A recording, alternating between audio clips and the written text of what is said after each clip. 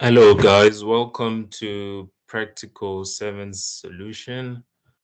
So today we'll be going through Practical 7. Okay, so let's do the setup. So the first thing that I want to do is we need to get our Java FX set up. I'm assuming that you have Eclipse and it's running perfectly fine, so I don't need to show that process again. So what I would do is I'll open Chromium or Chrome, whatever browser you're using, and then I'm gonna search Java FX download, right? And then it's gonna load. It should show you. It should be the first link. You could also use the straight from the Oracle website, but at the end of the day, it's gonna redirect you to this website. So I'm gonna click on the first link, and the first link it should be open Java jfx.io, and then it's gonna land you onto this page. So you're gonna land onto this page which talks about which shows a summary of what JavaFX is all about. You can make it's a platform for desktop, mobile, and embedded system built on Java. Blah blah blah. You can read all of that. We want to download JavaFX, right? So we'll click on this link where on this option, right? It says download because we want to download the SDK software development kit. So we click on the download button, it should redirect us, and then we should see something like this, right? So it's gonna land here, and then you need to scroll down. Then the important section comes now. It's the download section. So this section, you should be able to choose you should configure what type of system you're using and what version of JavaFX you want to use. So what you want to download, what type of JavaFX version you want to download. So we want to download JavaFX 21.0.3. That's the latest LTS, which stands for long term support.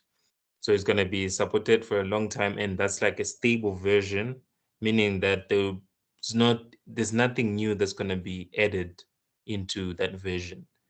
They're just going to maintain and update if there's any bugs or anything like that. So we want that type of a version so that when you build applications, if it so happens that they add something new, we don't have to go back to our code and change it. It's not going to make our system crash. So we want the LTS version, which is 21.0.3. That's the latest LTS version. So I click on the version, and then I select the operating system that I'm using. Most of you, a majority of you are going to use Windows operating system. So you should click Windows here. I'm using Linux, so I'm going to choose Linux. And then architecture, what architecture am I using? I'm using a 64-bit laptop. For it depends on your laptop. So for Windows, right? If you're using Windows, this is how you find out what architecture is your operating system. You click the Windows icon on your keyboard. It should show you a search. There should be a pop-up to search, and then you type about. Okay, so you type about space your PC, and then you type that. It should, and then you press enter. It should redirect you to about your PC. It should show you what type of architecture it is, and you should see options like if it's 32-bit, you should see x86. If it's 64-bit, you should see x64, right? So I have an x64. That means 64-bit. So I'm gonna choose that one, x64. And then what type am I looking for? I don't want Java Doc. I don't want documentation. I don't want JMods. I want the SDK, the software development kit. So I'm gonna click on software development kit, which is SDK. And then you should have one option left, one row left here. And then you click download. You can also say use the SHA-256. It doesn't really matter. Just click download, and then you should start the download process. And then there's the download. It should be downloading, right? I already have the SDK, but it's fine. We can set it up again. So let me just wait for it to finish downloading. I'll just set it up again. It's fine. So there's the SDK. So I'm gonna go to my folder, right? To my file manager, file explorer on Windows, or eh, where you manage your files. That's where you should go. So for me, I already have it set up. There it is, but I'll just delete it for the purpose of this video.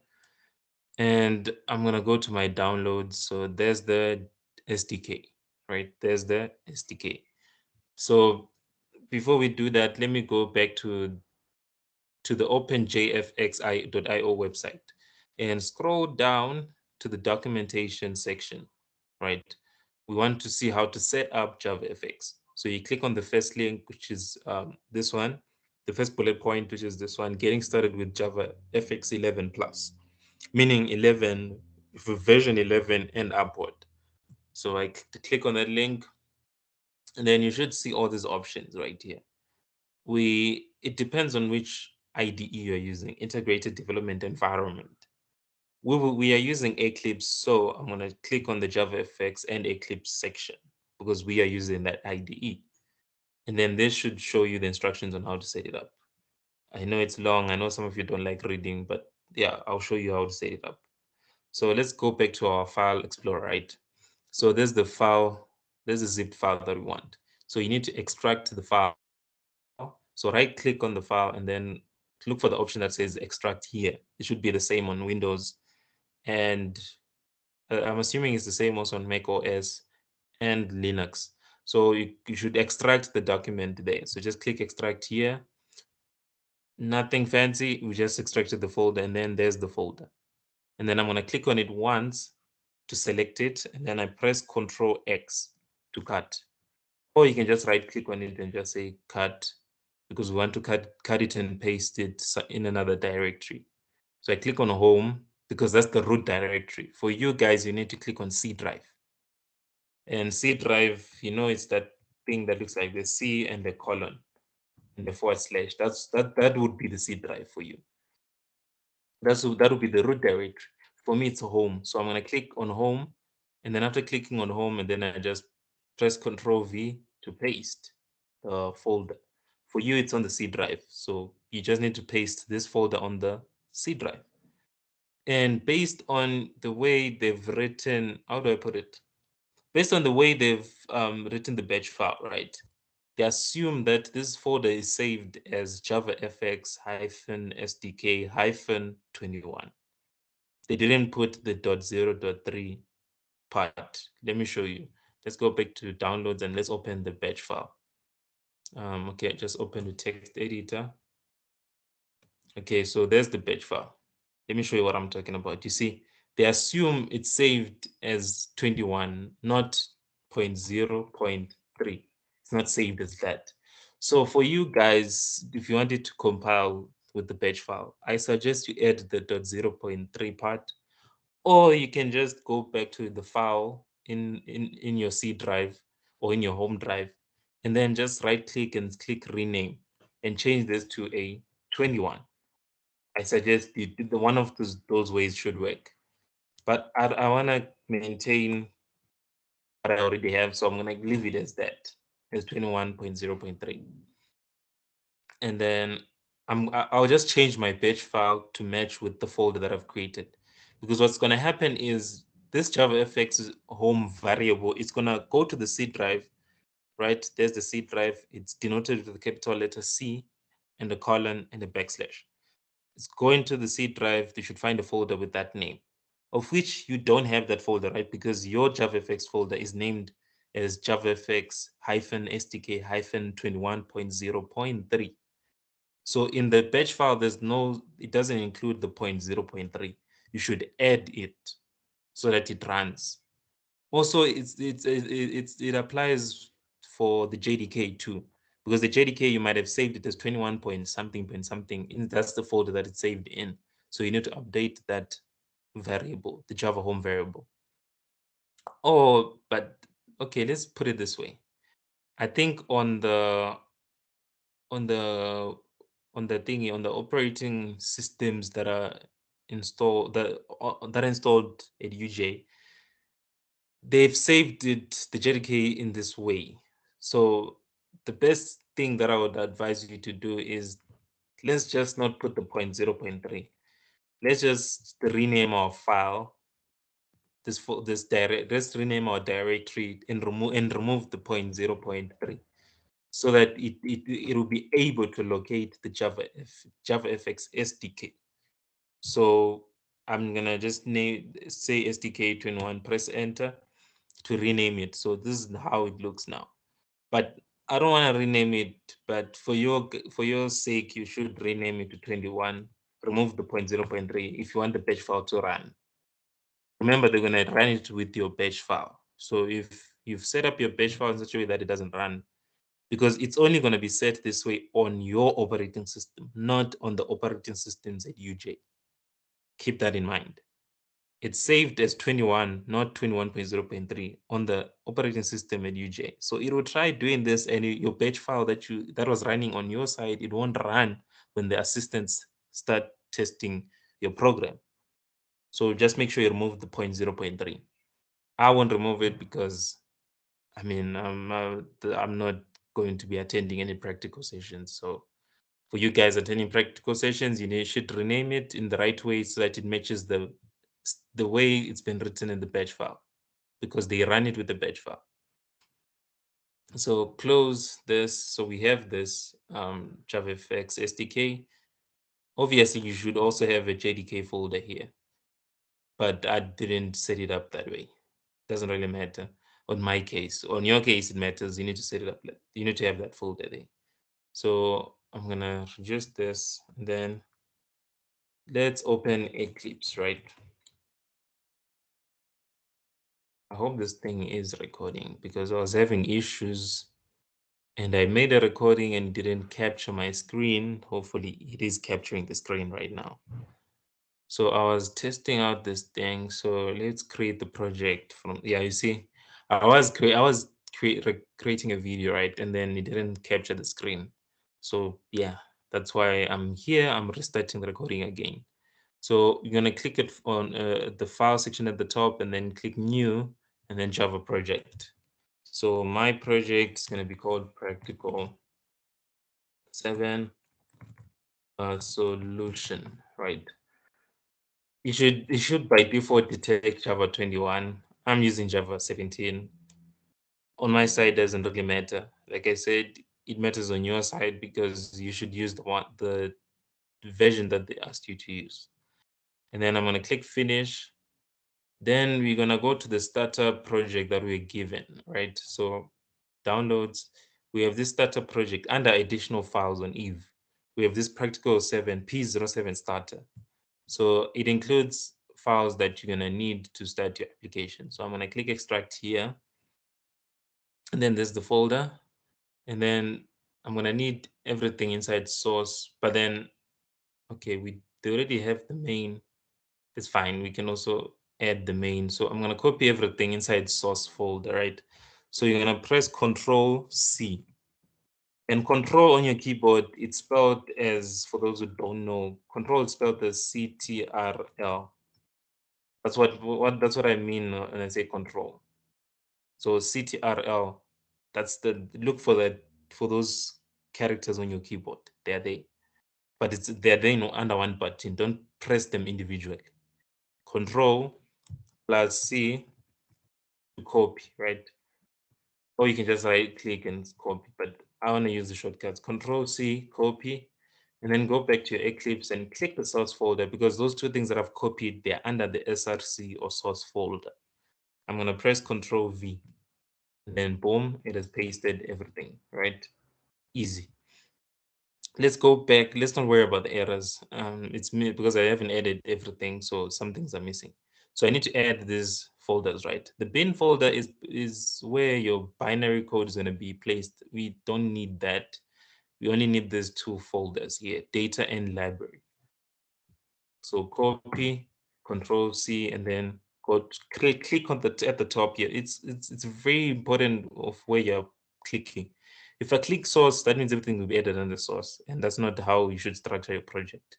That's an automatic 0 if I was your assistant, because you failed to follow instructions. So click here at the top, Practical 7, and then Control V to paste. There we go. We've pasted. Everything is fine. So let's see, we don't need anything else here. Yeah, we don't. So I can just delete this data directory that I've created. and then minimize. And then now we need to set up our JavaFX, right? So what's the error here?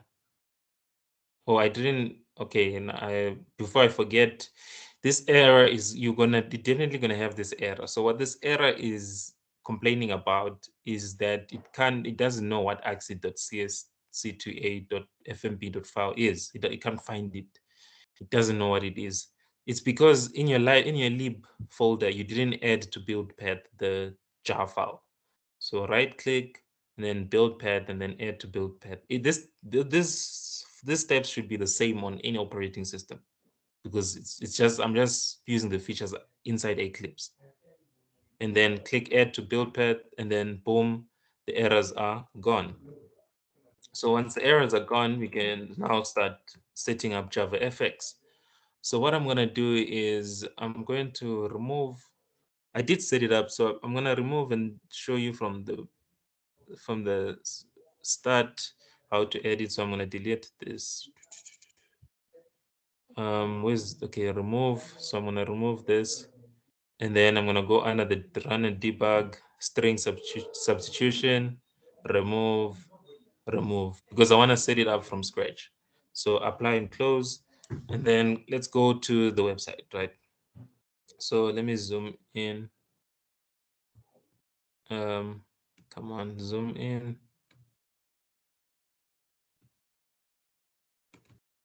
Okay, it's fine.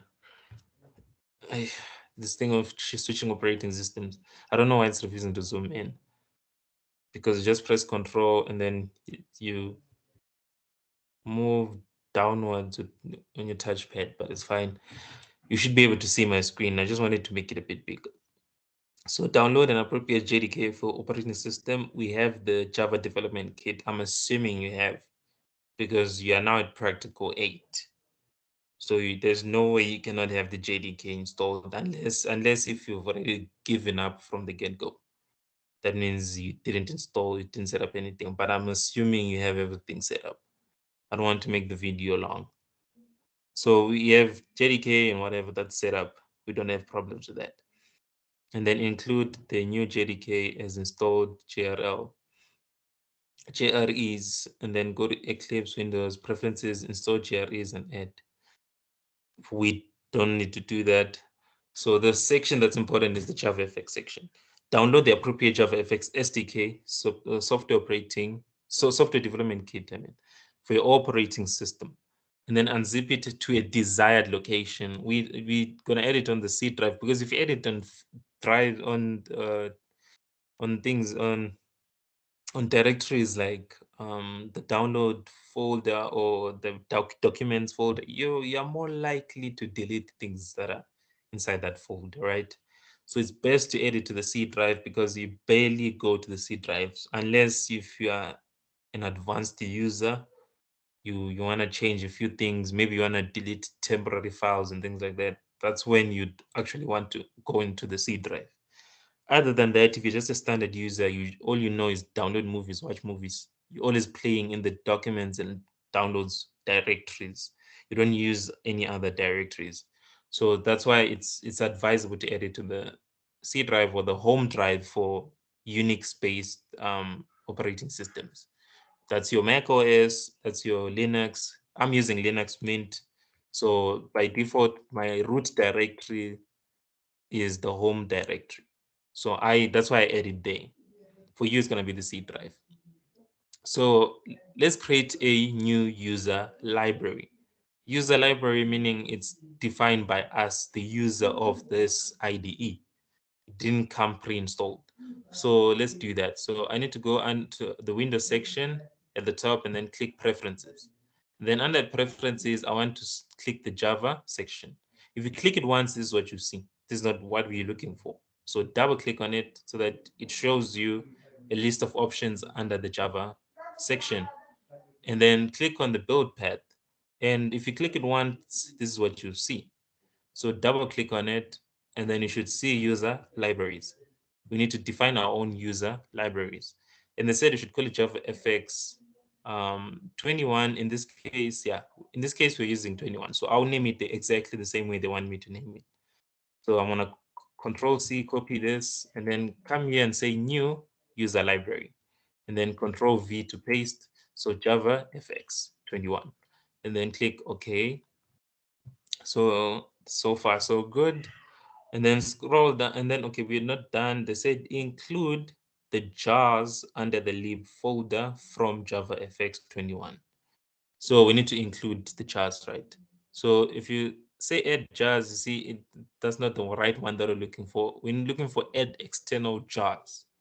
Click on add external jars, it should open this. I think it should start at your root directory. So okay, for me, that's where it starts.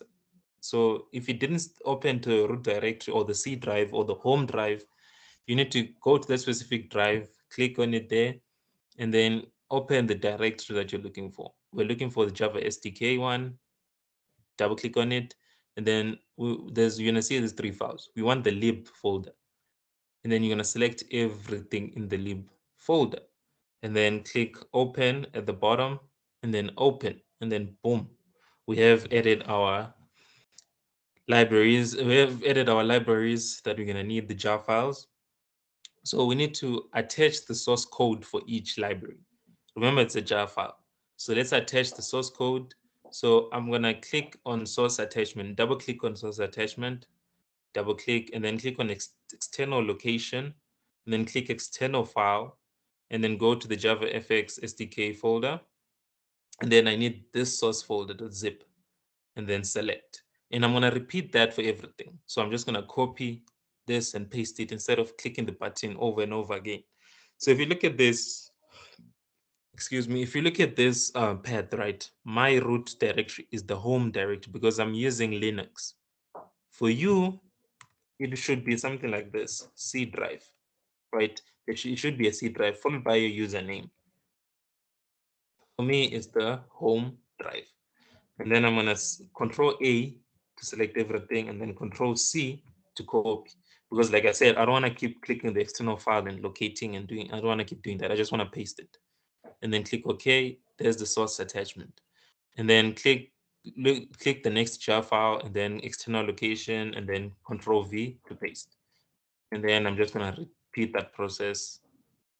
I don't need to keep telling you what commands to say to use. I don't want to repeat myself. Okay, source attachment. Okay, we're almost done.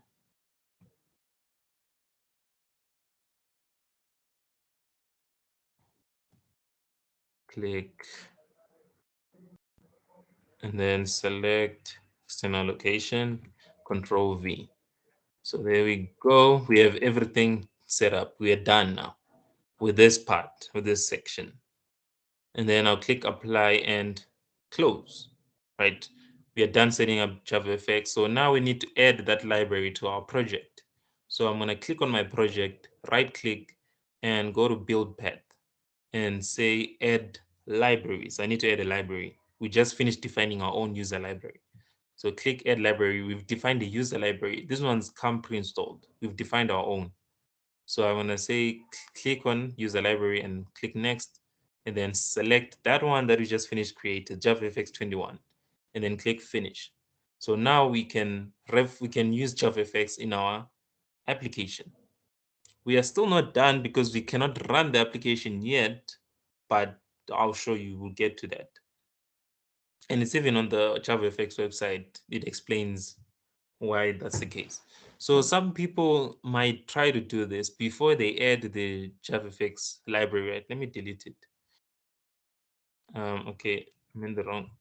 So let me delete. Okay, let's say remove from build path, right? So what some people like to do is they like to just start coding first before they add the library. That's not going to work because it's not going to find what the class you're trying to extend from. So if I write this extends application, right? It's gonna get confused. It'll be like, okay, do you want me to create a class? Do you want me to change it? Maybe you meant notification from Java X. What do you mean? It just gets so confused, right? And I would also get confused. It's like you going to a friend and you asking them to you ask your friend to borrow you $1 million, like, and you know your friend is poor, so your friend is gonna be looking at you in a with a weird facial expression, like, what do you mean $1 million? Like, do you think I have that? And then it's gonna get confused, like, what does this person take me for? Do I look like I'm Elon Musk or something? I'm not a billionaire. So that's the same thing that's happened. It's like, what do you mean? Like, I'm just confused. You're expecting me to know what the application class is, and I don't know where to look for it or where to find it. So don't do that. Don't extend before you add your library, your JavaFX libraries. So let me show you that after adding it, this error should know, it should know where application class is coming from. So let's add the user library that we just finished defining. So right click and then build path, add libraries, user library, next, select JavaFX21, finish. The error is still not gone away because we haven't imported, right?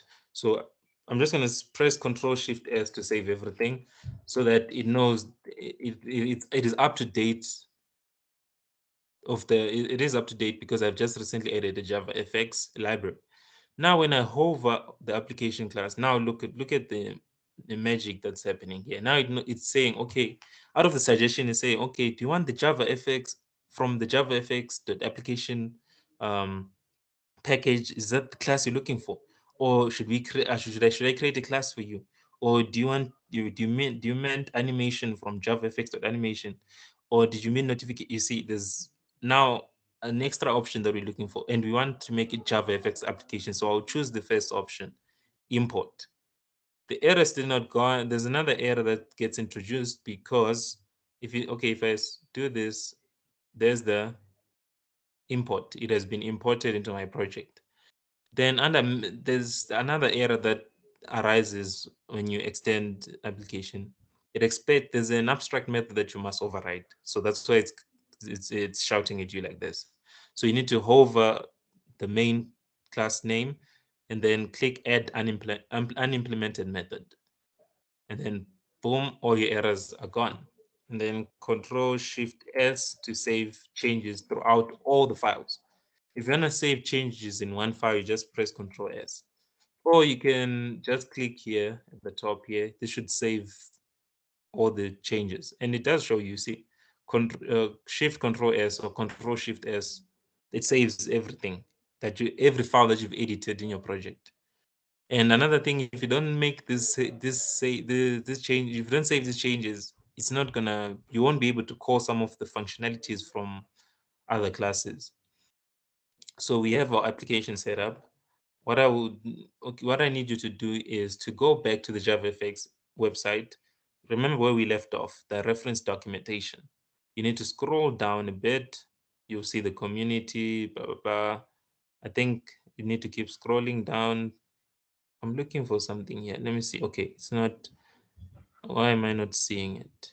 Oh, okay. So just refresh the page like this so that it lends you back to the top.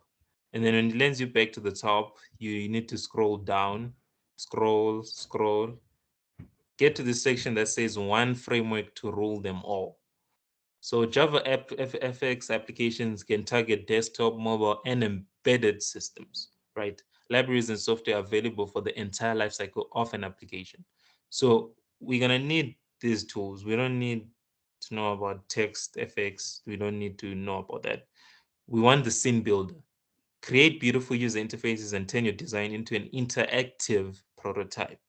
Scene Builder closes the gap between designers and developers by creating user interfaces which can be directly used in a JavaFX application. That's exactly what it means. It means when you create an application, when you design the application using this tool, Scene Builder, you will be able to design. You'll be able to export that design and use it as part of your application, and be able to reference the buttons and the pane and everything. So you need to click download, and then you should redirect to another website. And then click download here, the first option, the very first download button that you see, this one, download now. It should show you a list of operating systems. you are using Windows, majority of you using Windows. So you should click Windows installer to install on Windows. And then Mac OS, the Mac OS with the Intel chip, you should, if you will know if you have a Mac OS with an Intel chip. You will know. You can't be there and not know that you're using a Mac OS. You know. And then if you're using an Apple Silicon, you know. If you don't know, I suggest you research and find out how you can find out which one you're using, because I'm not too informed about this operating system. And then we have the Linux RPM and then the Linux Debian. I'm using Linux Debian.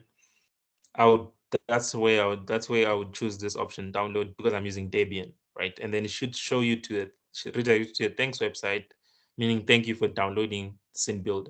And then it should start downloading and doing everything, right? I already have it installed. I'm just gonna leave it down, but I already have it installed. There it is, yeah. So after you're done downloading, you just right click. Okay, for Linux users, I think you right click and then you double click. Yeah, I'm using Linux Mint. It's a bit. I'm not sure about. I'm not sure about other Debian or other Linux distros.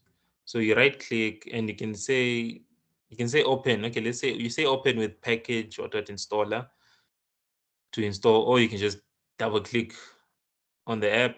It should run, or you can just say open with package installer, and then they should show you the install package for Linux users. But if you're not a Linux user, this should be a straightforward process. You see, it says reinstall package because it detected that I already have it installed and it's the same version. So I won't need to install again. So I'm just going to delete that. So we have SynBuilder, and then we are almost done with setting up JavaFX and everything. Almost done. Let's do a simple application, right? We just want to see the screen, right? So remember the philosophy behind a JavaFX. It chose the philosophy to design it like pretend like we are, what is this? To pretend like we are at a theater, right? We have the crowd, the actors, you know, we have the scene, we have a stage, all those things, right? So to show the stage to this to the screen, right, you'd have to say primary stage dot show, like this, right? This shows the stage to the screen. And then remember, we can't just show an empty stage, right? It wouldn't make any sense, because have you ever been to a theater and watched an empty stage, there's no one performing there? People bought tickets to go and watch, but there's no one performing. Has that ever happened? No. So with that being said, that means there needs to be some actors involved, and the actors, they need to be on a specific scene in order to act, right? So I'm gonna create the abstract class for all panes, right? Just a normal pane is equals to new pane, and then import JavaFX. And then I'm also gonna create a scene. Scene is equals to new scene, and then it takes in that pane, right? And then I give it a size. Let's say 900 by 650. I've measured my screen. 900 by 650 is a good size. The GUI application is big enough. So now I need to set the scene on the stage, right? So I use my primary stage and I say dot set scene, and then I set the scene, and then I can give my stage a title, right? Primary stage dot set title. I would just set it to practical 7 solution. That's what I will set it to. So practical 7 solution. And then if you run it, I'm expecting an error because we haven't set up the run configurations. So click, oh, okay, before we do that, I forgot to launch the application. You can show the application, but you need to also launch it. So the first thing that we need to launch is the application, right? So it's inside the class. There's a static method called launch, which launches the application. So I'm gonna type in my class name dot launch, and then it takes in the command line arguments. Just takes in a string of an array of strings, of which in this case we're just going to use the args parameter. And then click is an encountered an error undefined JavaFX path. Okay, let's do this. I need to undo those settings. I did already set up my JavaFX, so okay. Oh, I did delete. Yeah, we did delete. What is it talking about now?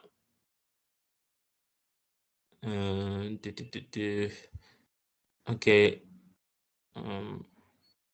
Undefined reference. Let me see. Run configurations. Okay, yeah, there's this run configuration. So let me delete them.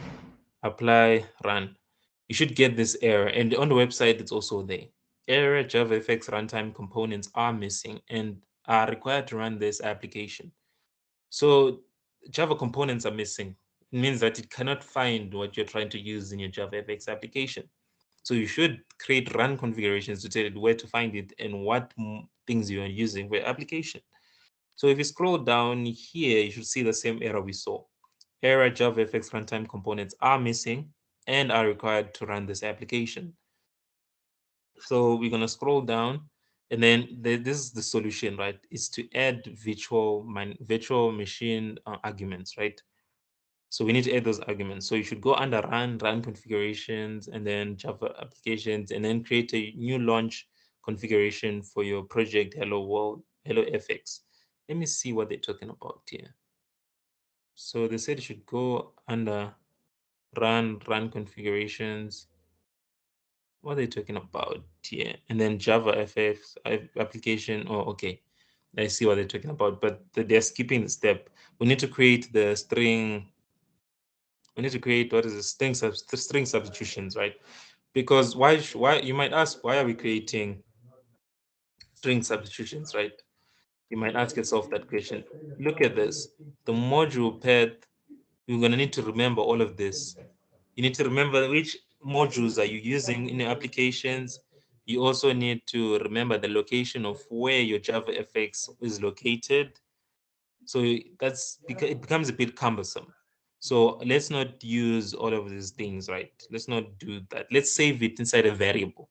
So I'll save all of this, which is the JavaFX path, into a variable, and I'll also add these modules into a variable. So let's do that. So to do that, you need to go to click on Window, and then Preferences, and then Run or Debug. It should show you this. So double click on it, and then we see all these options. I wanna make use of string substitution. It means it's self-explanatory. It's gonna substitute that string whenever that string stored inside of that variable, whenever that the value of that variable is referenced. So whenever you want to get the value of that variable, it's gonna take the string inside of that variable and substitute it at that specific location that you've called the variable in. So I need the string, double click on string substitution, and then click new. So there's two things we want to add. It's the location of our JavaFX and the modules that we're going to use. So we need to basically we need to set the module path for our JavaFX where you can find the modules. And then number two, we need to set a variable where listing the modules that will be used in our JavaFX application. So I'm gonna give it a name. I'm gonna call it JavaFX underscore path, which means it's the JavaFX underscore path. Or if you wanna be fancy, you say underscore module path, module path. If you wanna write it like this way, but you see it becomes very long. So just remember that path, JavaFX path doesn't mean the JavaFX path. It just means the path of the modules. And then you're gonna click for the value, right? What value is it means it's the string or the thing stored inside of that variable. It's like variables in Java. It's the same thing. So I'm gonna click browse and then go to my root directory. In your case, is the C drive. On my case, is the home drive. So or the home directory for me. So I'm gonna click home and then double click on JavaFX and then double click on lib. So I want to store this path, right?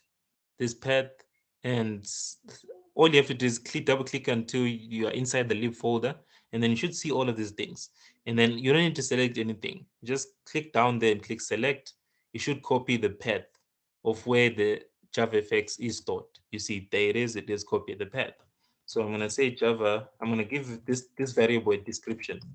JavaFX module, JavaFX module path.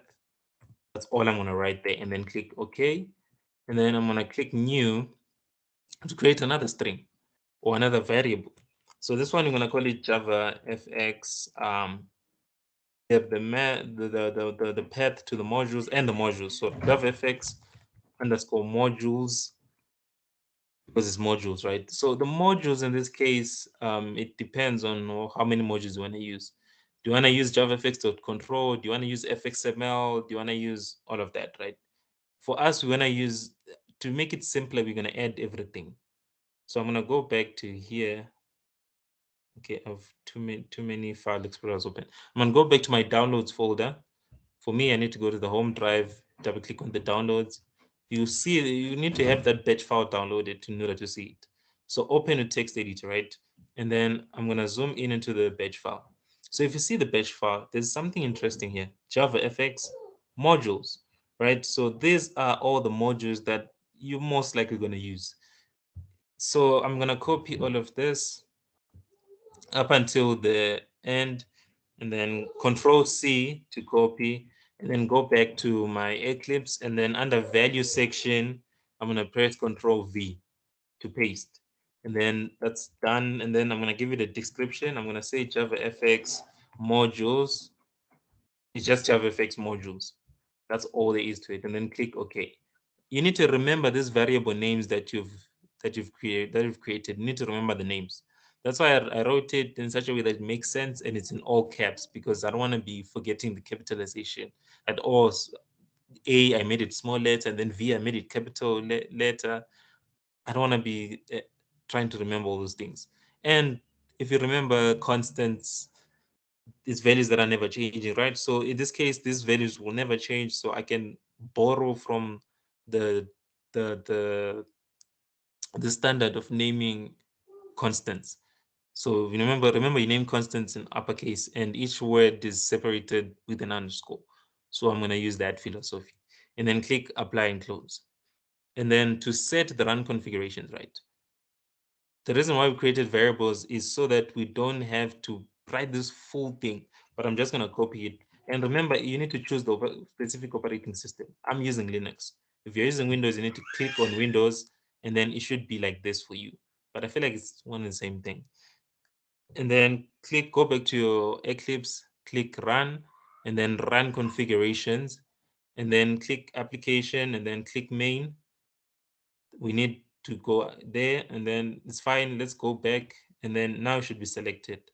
And then click on arguments. We need to create virtual machine arguments, right? So Control V to paste.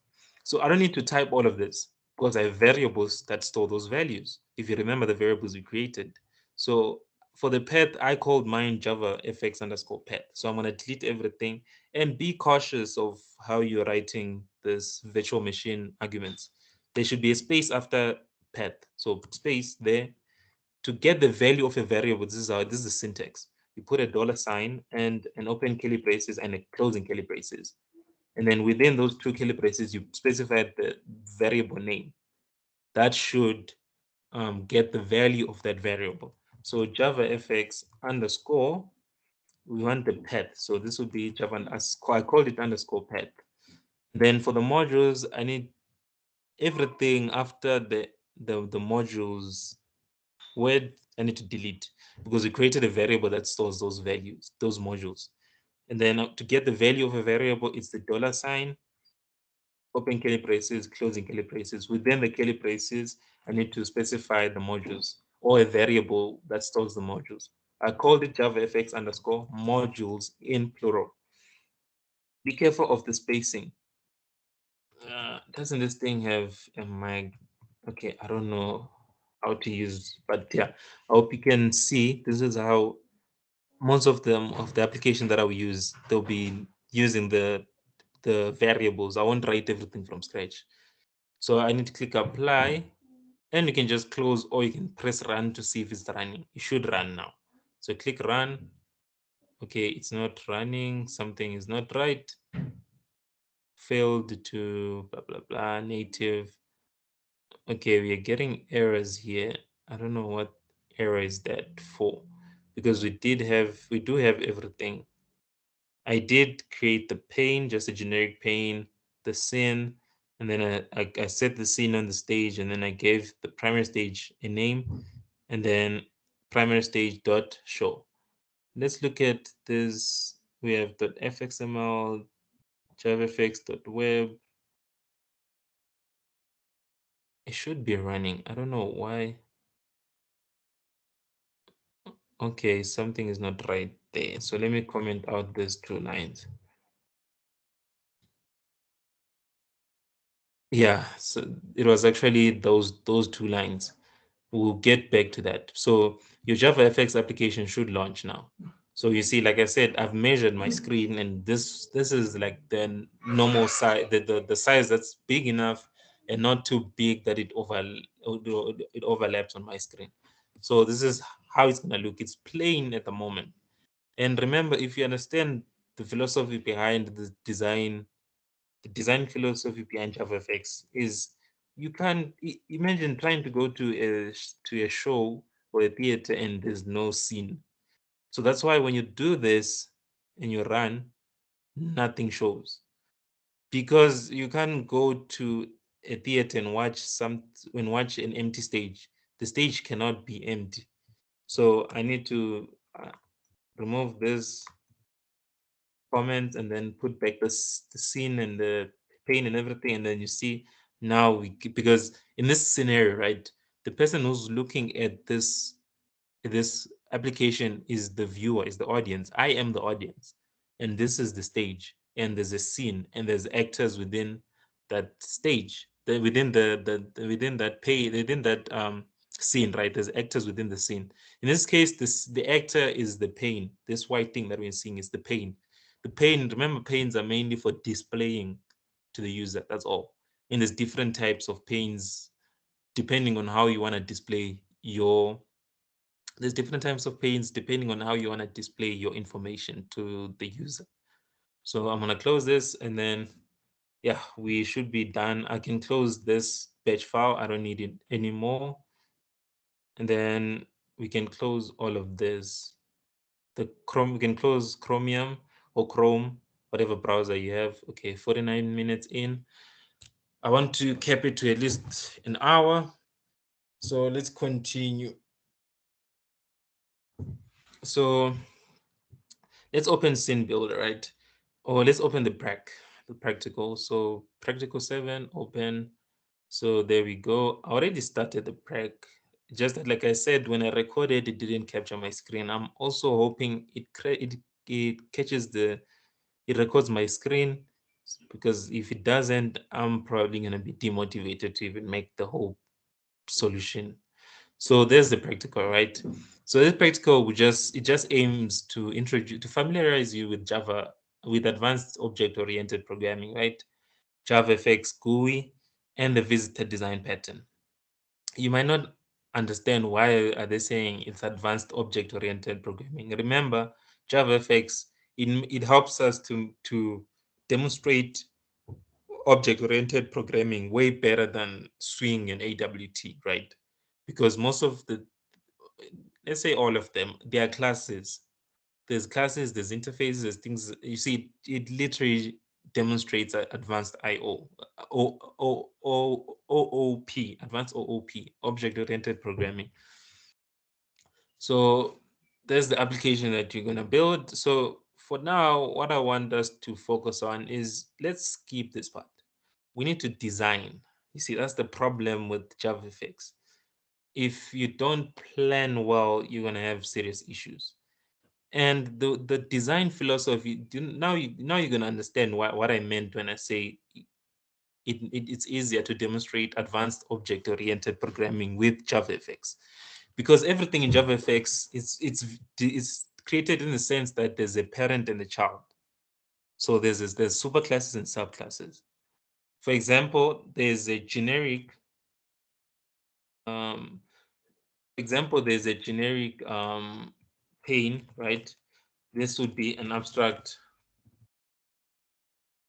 They're not generic. There's an abstract class called pane, and then there's other types of pane. There's the border pane, which is a pane, right? So it inherits from the pane class. The border pane is a more specialized pane, right?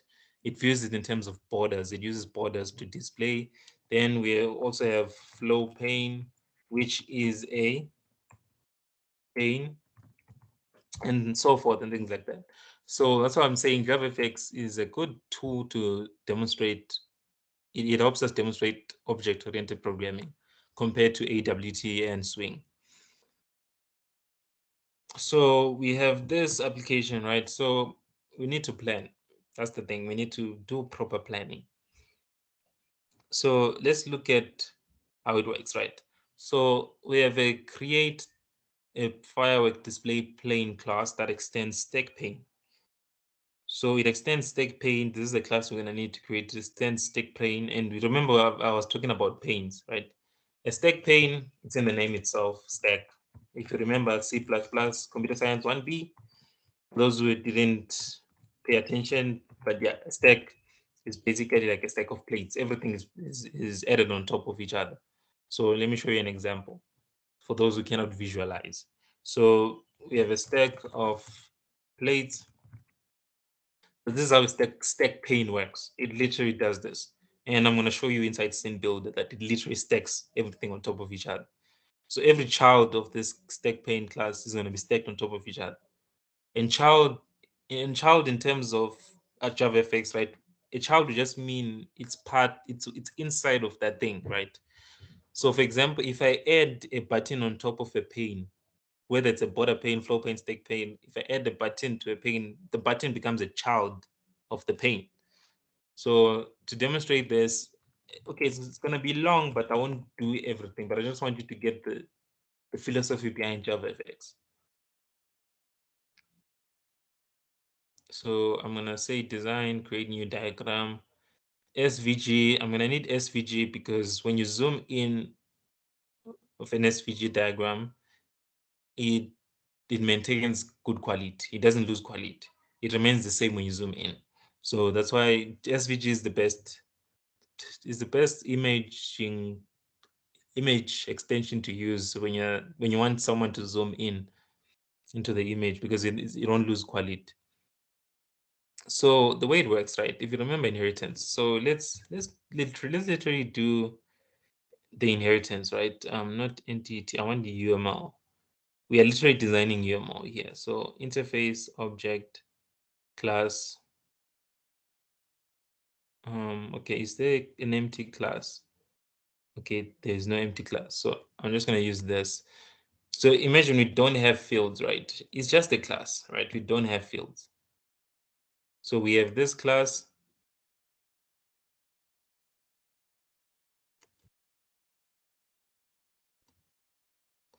Okay, delete. Okay, so, okay, let me do this. And then zoom in like this. So we have this class, right? So let's say this would be the stack pane, right? Stack pane. Let's say this will be the stack pane, right? So this will be the stack pane. Okay, this will be the stack pane class, right? The moment you add something onto that node, it becomes the child of that node. So if I add a button to a stack pane, then the stack pane, okay, let me show you what I mean. Let's use the stack pane here. And remember, you can do this in code. You can say it's equals to stack pane, which is a child of the pane. You can do this.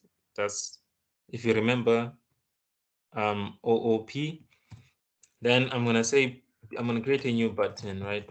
Button equals to new button like this. And then be careful of which button are you importing? I want the Java FX, not AWT. Don't do that. Don't do that to yourself. Don't create problems for yourself. Java FX.say.control. That's the one I want because I'm doing Java FX. You could also just pass in the name there and give it a name. Let's say hello world, right? And then let me give the button a color. Dot set. Can set color on? Okay, set. Let me see. Okay, it's fine. I'll just set the style because at this point there's a lot of things that I can find. So I'm just gonna say background color, right? So that we can see the button. And then we add the button to the pane. Add the button to the pane. Stack pane in this case. So pane, we add something, right? You need to get the observable list.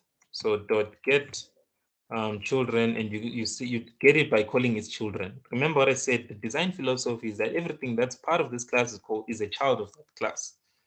So get the children's list and then call the add method to add the node that I want to add.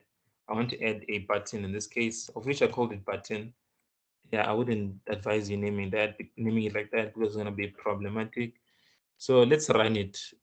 There should be issues, but okay, that's fine. You see, there's the button on the top, right? At the center, right?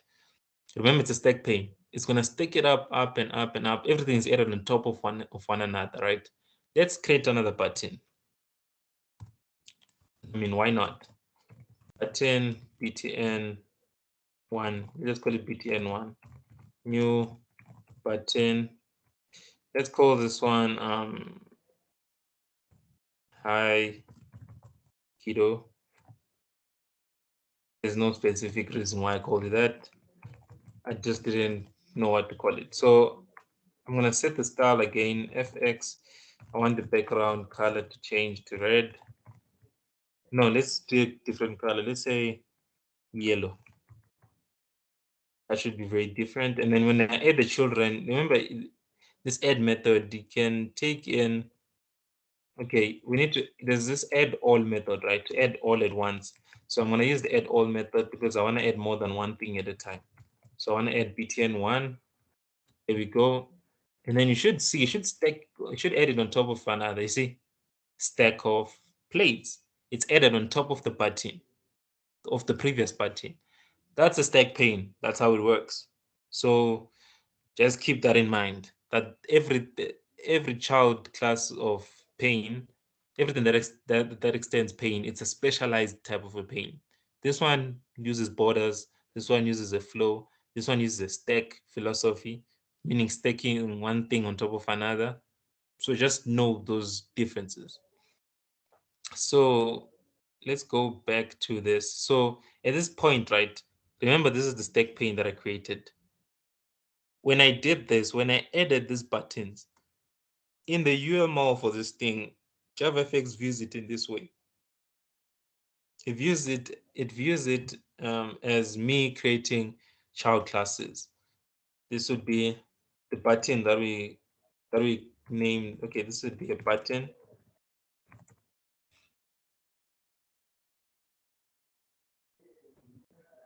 This will be a button, and this button is red. Remember, it's that red button that we created. I'm just gonna use this color. So this button would now inherit from this. It'll be a child of stack pane because it's within the stack pane. That's the philosophy that JavaFX uses. And then you'd also have, remember, we have two buttons. I have the other button, which is btn1. So btn1 is also a child of stack pane because we did add it on top of that stack pane, so it becomes the child of stack pane. So this one was yeah, this one is yellow.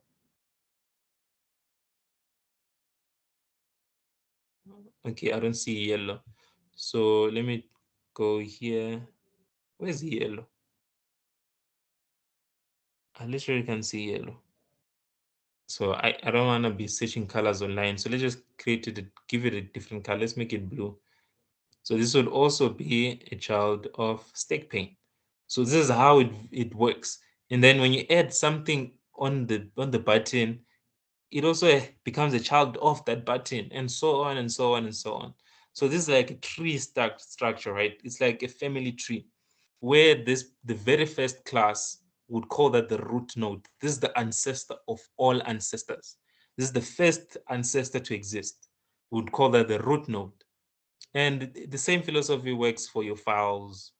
The files that you have inside here, your file explorer, it uses the same thing. It uses trees to structure that thing. So it's the same thing that's being used in JavaFX. When you add something within that thing, it becomes a child of that thing. And the thing holding another, the node holding the other node would call that the parent of that node.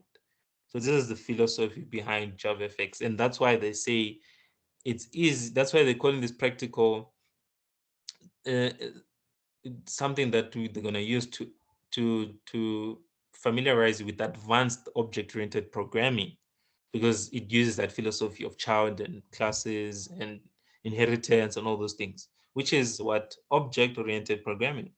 So it is indeed showing you advanced versions of it. Here it's advanced because we're doing GUI applications, which is graphical user interface applications. Graphical means that there's things you can click. Textual, it means that it's text based, right? So far, the console applications were text based. That was text. Now we're doing GUI based, which means there's buttons and things to click and it's beautiful and all those things, right? So there's the class, and they said it extends stack pane. So that means stack pane will act as the root node for everything. We need to add everything to the stack pane. So that's all the information I need at the moment. I will go back to this place when I need to. For now, I just need to come here and look at this design philosophy, right? This design that has been made, not design philosophy, this design that has been made. Look at it. We have this form. You see this form part at the top, form title. This is what they mean. If I run my Java FX application, let me run it. This is this top part. That's what they're referring to, this top part. And then close. It looks beautiful on Linux. I'm not gonna lie, it looks way better than running it on Windows, the JavaFX application. So this is the top part that they mean. So if you look at this, we're gonna have a menu bar. They even tell you that's how kind they are. They even tell you what thing to use. If I was the lecturer, I wouldn't tell you. I would just say this is, figure it out. I'll give you the resources, go figure it out. Menu bar with menu item. It's a menu bar with a menu item, right? So they even tell you. But with Scene Builder, you don't need to worry about knowing this thing by head. That's what I like about Scene Builder. You're gonna plan and know how to use the thing. So we have this, right? And you can see you could do this. You see this? I feel like we should make it like that. Let's add literally the colors that they use here. Let's make the border. Remember, this is the border color. It's green. We can make it the border color green. You can do all. We can make it look exactly like this. We can. It's really not a problem. So just that you need to. There's a lot of code involved if you want to do it like that way. Add colors, style it. It's a lot of code. You could just add buttons and call it a day. So we're gonna need to add menu bar, and next you can view it in terms of this. This would be row 0, right? This is row 0, and then this is row 1. So you can see that it's doing something like it's doing this thing. This approach is like adding something at a new row. The column is still the same, but the rows are changing. It's adding something underneath it, right? Adding something after underneath it. So let's see what tool can we use for that. For this, I would suggest we use a vertical box or VBox. Is it VBox? Yeah, VBox. So I'm gonna open my scene builder, right? There's a scene builder.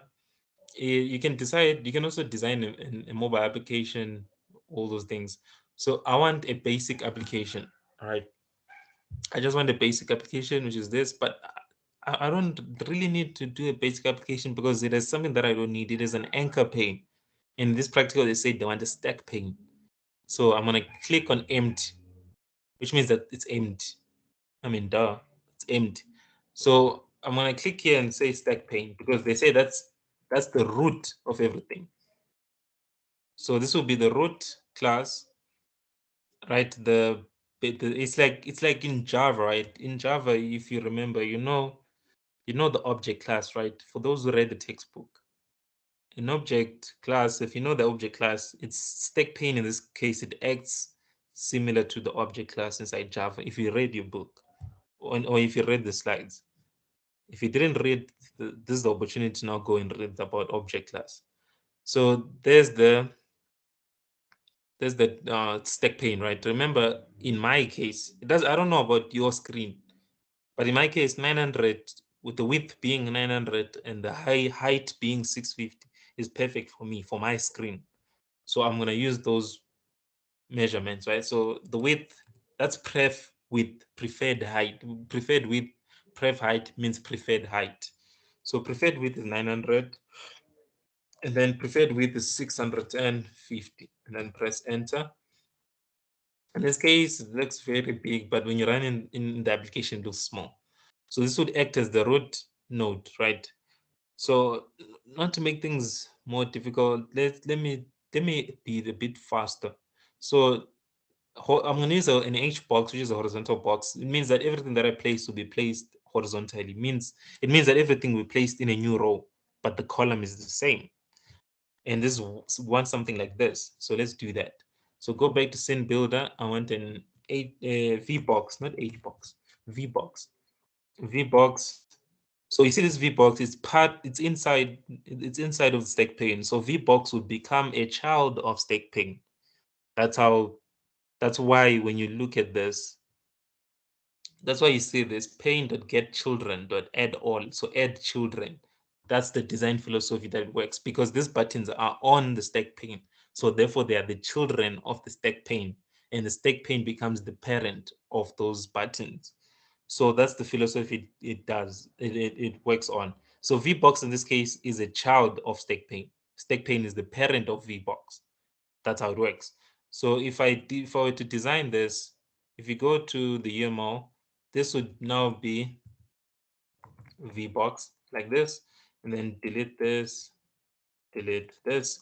So this will be a child of stack pane because VBox is, I did add it onto the stack pane. So technically it becomes a child of stack pane since it is on the stack pane. And then everything that I add onto the VBox, it becomes a child of the VBox. So like if you get where this is going, it starts looking like a tree. Where this is the root. By root, it means if I was to flip this around, this will be the root. If you know your science as well, you know what the root is. Yeah, I'm taking you back to school now about photosynthesis and all those things. Yeah, this should be straightforward. But let me be very patient.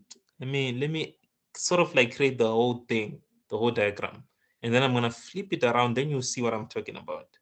Because I feel like sometimes you can explain to students, but if they can't picture the way you're picturing it in your mind, they're not gonna understand what's going on. So preview, this is what we have so far. Because I didn't add any buttons or any text fields or any text area. I didn't add anything to my Java FX design, right? To this design. I didn't add anything yet.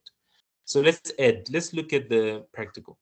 So remember VBox. If you look at this scene builder, look at VBox. If you look at how it is, it looks like a stack, sort of like a stack, right? So it works in that way. Everything is added on a new row, but the column is the same.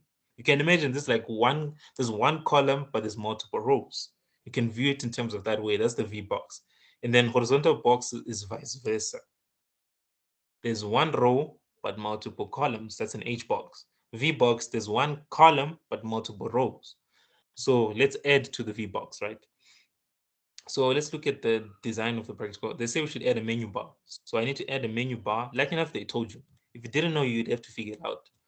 So menu bar, then add it, and be careful of what's being highlighted. Look at what's being highlighted at the moment. It's stack pane. Where that orange border is at, it's on stack pane, and I don't want to add it on stack pane. Be careful of where you're adding. I want to add it to VBox. And if you do this, right, you see if I do this, see that line, it's pointing to that minus sign next to stack pane. It means it's going to be added as a child of stack pane. We don't want that. We want it to be a child of VBox. So the moment it highlights, the orange is highlighted on VBox here, that's where I release, right? I'm gonna release like this. It becomes a child of, you see, stack pane still has only one child, which is VBox. So it becomes a child of VBox. And then that menu bar, it comes with extra menus that we don't need. Because if you look at your practical, do you have file and help? And you don't, you only have file. So I'm gonna delete this menu, and then that should be fine. And then I can just preview to see how it's gonna look when it runs. So there we go. But I don't want it to say close, because if you look at the practical, it's after clicking file, it should say open, not close. So I'm gonna go back to this and then change this to open, not close, and then press X to cancel the previewing of the design. Click on menu bar, expand menu, and then click on menu item. And then double click on it and change it to open. I'm just changing it, but it doesn't really matter because here we're just designing. And then click and then open. You see, now we're getting somewhere. And then close. So we have the menu bar as the child of VBox. So if I go back to my design, it's going to be something like this. We have this side. This would be a menu bar. It becomes very messy. Like, that's why I said I didn't want to design this thing, because there's a lot of components involved. So to design this from, it's going to be cumbersome. But let me just be patient with y'all. So within the menu bar, we also have, okay, let me minimize this. We also have a menu, which is a child of menu bar. So you see, that's why they said JavaFX is a good tool to demonstrate in object-oriented programming. And I know for a fact that I'm not going to have any other classes under menu bar, any other input under any other children under menu bar. So I'm just going to put it straight like this. If I had more, I would put it on the side. So I'm going to do this. For VBox, I'm going to have more. That's why I put it on the side, because I'm going to need to add another side here, another branch. So that's why there's this thing called nodes and whatnot. This is a node. This is a node. This would also be a node, but this is the root node, the starting point. Just keep that terminology in mind. It's very useful here. Okay, I'm just going to use different colors. Even if I repeat, doesn't matter. So VBox here. No, not VBox. There's a menu here. This should be a menu. And then within the menu, there's also a child, which is menu item. And then we should be done with that. That's why I didn't want to do the design, because it's going to be long. Mind you, you don't have to do this. I'm just doing it to demonstrate what I'm talking about when I say root, child, blah, blah, blah, all those things. For those who are majoring in computer science, you'll see these terms next year. You'll understand. You'll thank me later. Next year, you'll be doing nodes and whatnot, trees, stacks, queues, linked list, doubly linked list, all those things. So here it's a menu item, which is a child of menu. So this would inherit from, it extends menu, right? So this is it. So we have this, right? It looks beautiful. I like it. So we have this so far. I will, don't worry about the image. I will upload the image so that you see it.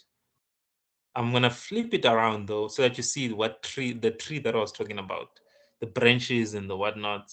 You see why they call it a root node. So go back to the practical. There's the practical.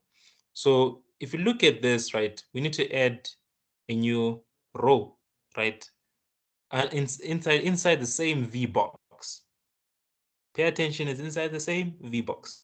But then within that VBox, in that row, in that new row that we've added, we need some pane or something for displaying that's gonna add things next to each other, which is what? Which is actually an H box. So if let me show you how an H box works. So H box, remember we need to add the H box to V box.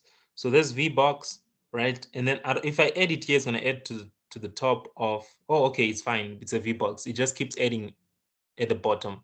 So I'm just gonna release, and then now H box is also a child of V box. So I need to go back and update my design and copy paste. So V box, H box is now another child of H box. H box is now another child of V box. Yeah, it gets very confusing. You can mix these things up. Okay, let's choose this one. So yeah, H box is now a child of V box. And then H box, if you look at it, look at H box, look at these blue parts. It means that's the maximum, that's where it stops. And we don't want that. We want it to be on the full screen. If you look at your design, look at where it ends down there. We don't want to squish or squash everything within that um, small, within that small height. So we need to stretch it out, the height. Look at when I stretch, what keeps increasing? It's pref height, which is the preferred height. The width is fine. The height is the one that we need to increase. Keep increasing, and then scroll down so that I can have some more space. The width, the preferred height keeps on increasing. And then you stop when you reach the corner. So it's 623, that's the height. All these values are important when it comes to displaying. This width, the width and the height, it's very important. You need to remember those values. Like enough, it does store. You see here, 623, 900, it does store. But just remember, planning and designing is the far most important thing to do than any of your coding. So plan and you see everything's gonna go well. So now within this H box, there's something very interesting that we need to do. So within this H box, right? Remember, everything is added. Let me show you. Let me add some rectangles to the H box, because rectangles have color and they can show you what I mean. So H box added there. Look at what happens when I add another rectangle to H box. You see, it adds next to each other. That's the right. So I chose the right pane for displaying this thing, because if you look at here, it adds right after right after the previous node. Right, I'm adding nodes one after the other, and it's on the same line or the same row. The only thing that's increasing is the column. So on first column, right, the first column, what do I need to add? There it is. They told you it's an accordion control, which is this thing. You see this thing in purple, highlighted in purple. Those are the accordion. It's part of the accordion control, but those are the tiled panes. By default, it should give you. That's the nice thing about SynBuilder. It gives you all those things by default. So there's accordion here at the top. I'm gonna drag and drop it. To drag and drop it, right? You see, you left on your keyboard. You're gonna left click, right, to select, and don't release. And then after you've selected, and then use the touchpad to scroll down, and then you should be able to move that thing. So I want to add it to the H box, right? So I'm gonna release. By releasing, you remove. You see, remember, you're still clicking on the left click. You're still holding on the left click, right? Release the left click, and then boom, you've added the accordion control. So now we need to also have, yeah, it's a okay. This I will end it here. The design, right? It goes on and on and on. But you see, that's why I didn't want to do the design. It's going to be long. Accordion is a child of HBox. So if I go here inside my design under HBox, HBox now is a child. And HBox, I know it's going to have two children. It's going to have the canvas and this. So we'll get to that. So let me put it on this left side. Accordion control is also a child of HBox. So I'm going to use a different color. Okay, let's use green to make it a bit unique. So this is a child of that. And then accordion control also has its own children. That's why I didn't want to do the design. It becomes very cumbersome and long. So it has 3 children, 3 tiled panes. And then within the tiled panes, they also have their own children. It becomes very cumbersome. Now you understand why some things I say it's better not to do them. But even though I would love to demonstrate, just that it's going to take a lot of space. So all of these are part of the they're part of the accordion control. There we go, title pane. And then title pane, let me change the color. I need to use different colors so that they all stand out. Okay, let's use that blue. And then boom, then boom, and then boom. So there's the children, right? So it becomes messy. I'm gonna leave it here. I'm not gonna add any more things here. So let me see, undo. How do you rotate it? I want to rotate it so that you can see what I'm talking about when you say this is it represents a tree. It's a tree structure. So just give me a sec. Let me see.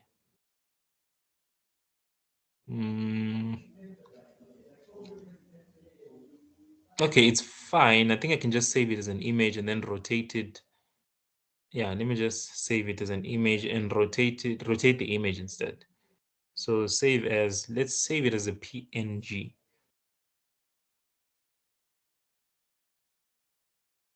I wanted to save it as, let me say, design rec 7.png.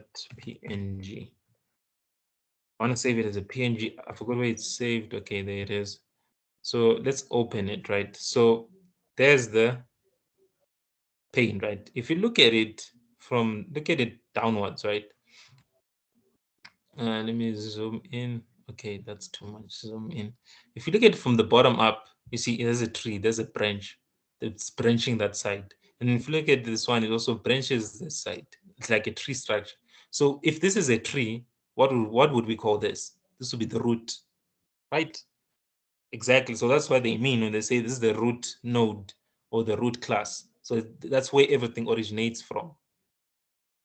It's like the founding ancestor for that lineage. So it goes that way. It can also go that way. So that's all they've been talking about this whole time. So I'm just gonna leave you guys with this. Yeah, I'll upload the image to it'll be on under the description on the video. Let me see how much time has elapsed. Okay, this should be fine. This is enough for. I'll see you in part 2 because I don't want to make the videos too long. If I make them too long, you guys tend not to watch. So see you in part 2.